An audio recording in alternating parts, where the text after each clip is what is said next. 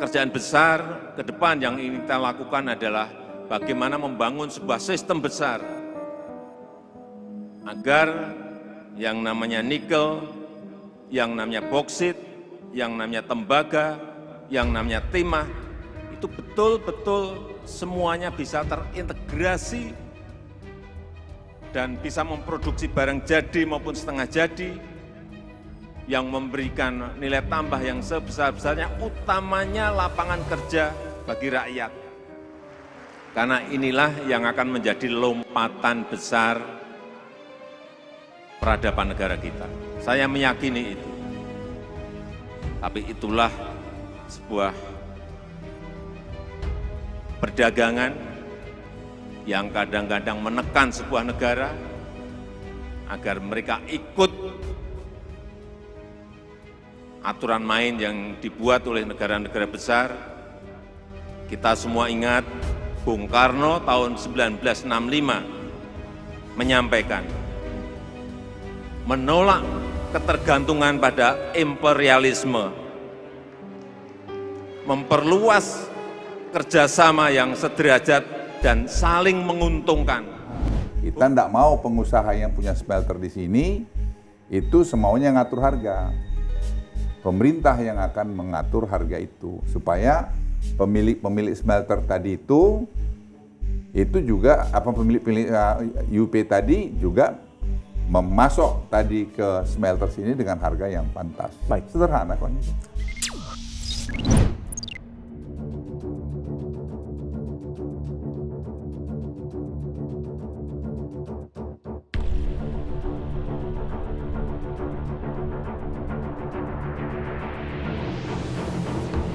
But anything you advise to us, we very welcome. But one thing, don't disturb our economic growth. So whatever it is, because at the end, we have to create job opportunity for the people of Indonesia. Similar also to the other ASEAN countries. Smelter baru yang dimiliki oleh PT Timah ini menunjukkan keseriusan kita dalam rangka hilirisasi timah. Yang nikel sudah, timah, boksit, semuanya akan saya ikuti dan ini nanti akan selesai November dan kita harapkan pergerakan hilirisasi di timah akan segera mengikuti seperti yang kita lakukan di nikel. Indonesia negara yang besar dengan sumber daya alam mineralnya yang sangat melimpah.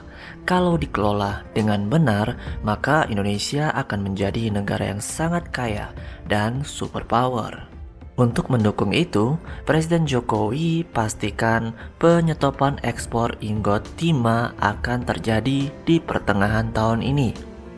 Menurutnya, larangan ekspor itu guna mendukung upaya hilirisasi industri dan pemanfaatan sumber daya alam Indonesia yang sangat banyak dan melimpah dari Sabang sampai Merauke.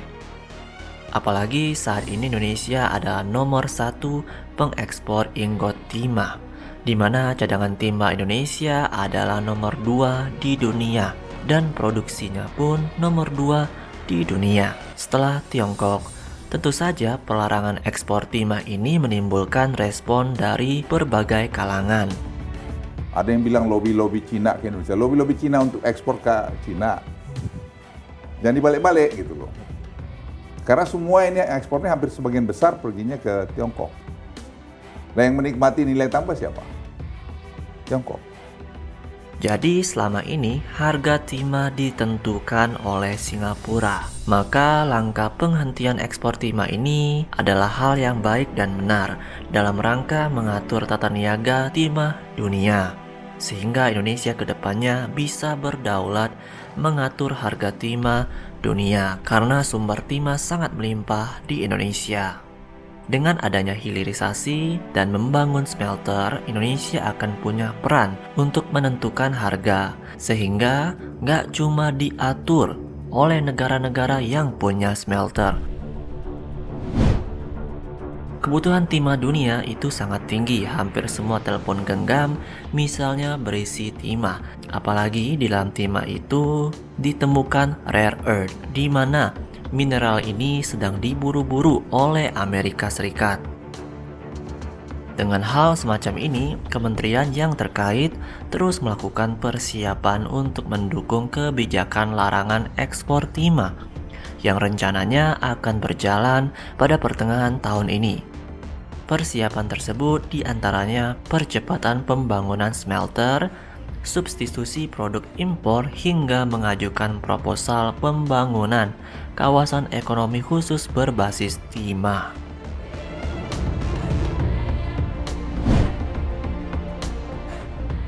Jadi Sobat Maju, selain nikel, tembaga, Indonesia juga kaya dengan timah. Kalau semuanya dihilirisasi, maka dipastikan Indonesia bakal semakin kuat dan hebat. Jadi, bagaimana pendapat kalian? Ya, ini semuanya harus konsisten dan harus dikawal. Kalau tidak, kita mundur lagi nanti ke belakang. Karena ini memang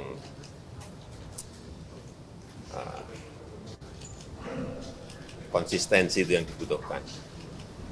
Karena kalau enggak, kita balik lagi ke ekspor bahan mentah yang nilai tambah nggak akan kita dapatkan sampai kapanpun. Tambangnya ada di negara kita, di Papua. Smelternya, industrinya ada di Jepang. Smelternya, industrinya ada di Spanyol. Kita nggak dapat apa-apa. Pajak hanya dapat sedikit, royalti juga dapat sedikit, dividen dapat sedikit, lapangan kerja juga nggak dapat. Inilah yang harus kita balik, bahwa bahan-bahan mentah yang kita miliki, baik tambang, pertanian, perkebunan, semuanya harus dihilirisasi agar nilai tambah berada di dalam negeri. Indonesia yang dulu kita pandang remeh, kita pandang rendah, ya, sebagai negara pembekal buruh kasar, pembantu rumah, ya, masyarakat yang kurang maju, kitalah yang paling maju di kalangan rumpun Melayu dan sebagainya. Tetapi sekarang ini kita malu.